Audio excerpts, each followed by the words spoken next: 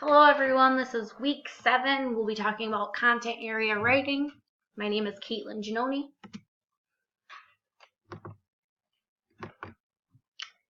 So writing instruction is such a powerful tool that we can use for learning. It is such an important aspect across all curriculums. The power of writing as a valuable tool in instruction has often been overlooked. Across all content areas, writing can be utilized to deepen understanding, explore new content and vocabulary, and develop further questions. There are specific strategies and approaches that are unique to writing in each content area, but the basis of it all comes from the same place. So what are the goals of writing instruction? The goals of writing instruction are generally the same across the board.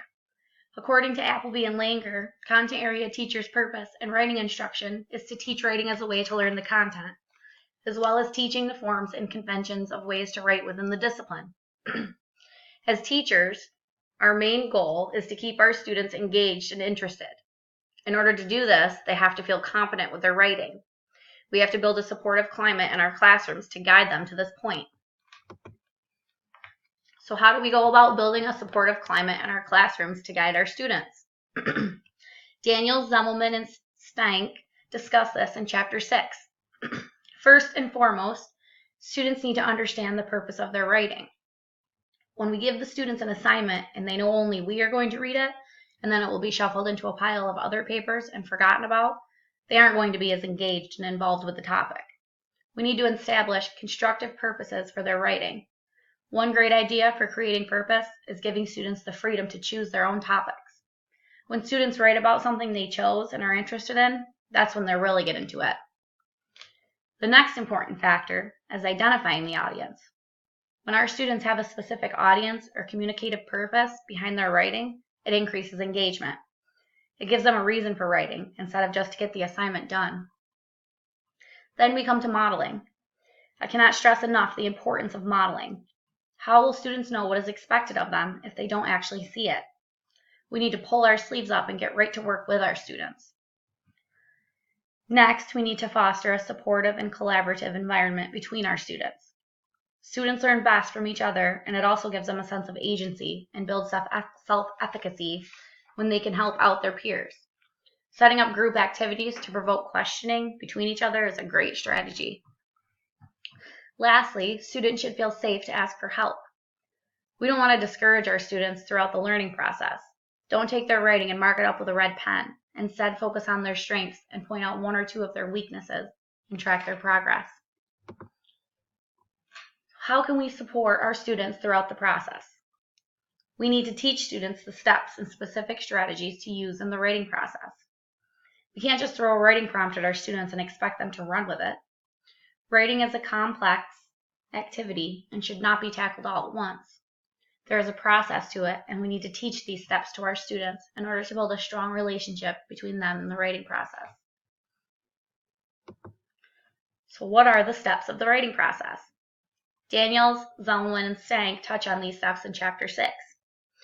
The first step is guiding before writing activities. This step helps identify a sense of purpose and meaning in the writing. Students have a chance to explore the topic, raise important questions, or address any issues. The next step is gathering information.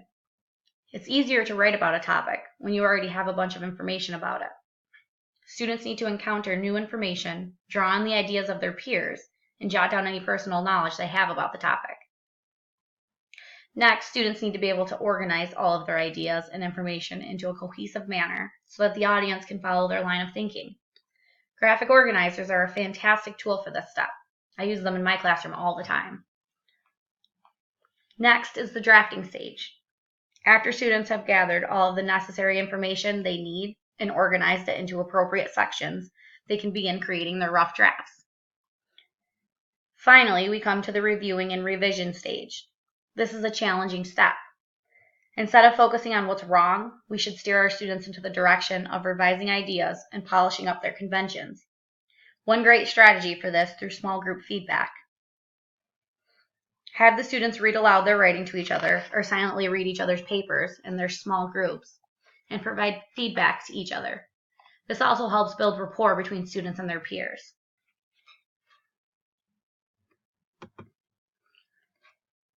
So what does writing look like in my content area of English? In my content area of English, it is important that we prepare students to write for multiple purposes and audiences.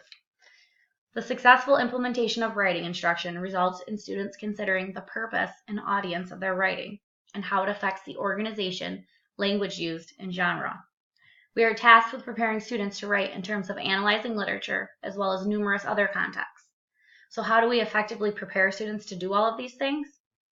One thing that Appleby and Langer continually discussed in Chapter 3 and in Chapter 10 was process-oriented instruction. First, we want our students to be able to analyze a specific genre of writing, then identify the features of an effective text, utilize and practice multiple organizational and pre-writing strategies, and practice proficient revision strategies. I included a quotation from Appleby and Langer at the bottom.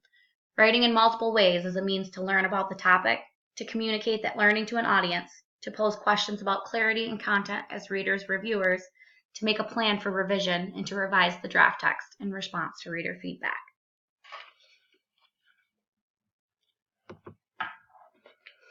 So strategies that help support successful writing practice.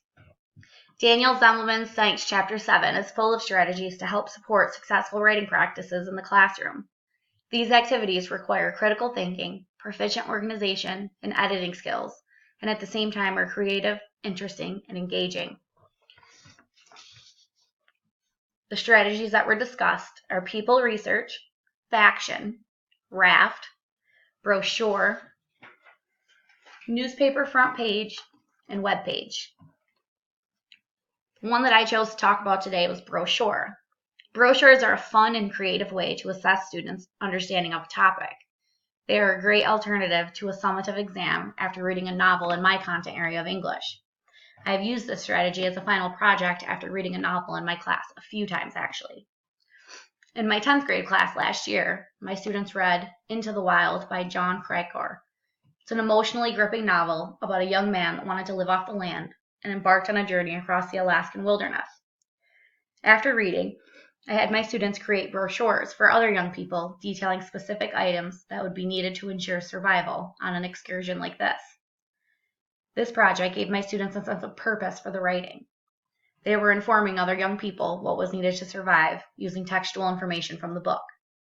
It also was engaging and not just your typical 5-paragraph essay.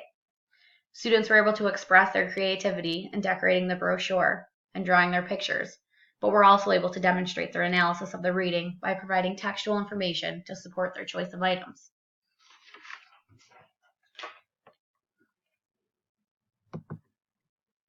So now, your response. What are some examples of writing strategies that you have used in your classroom that have proved to be successful? Does writing instruction in your content area look different than in my content area of English? Thank you for listening. Hope this helped.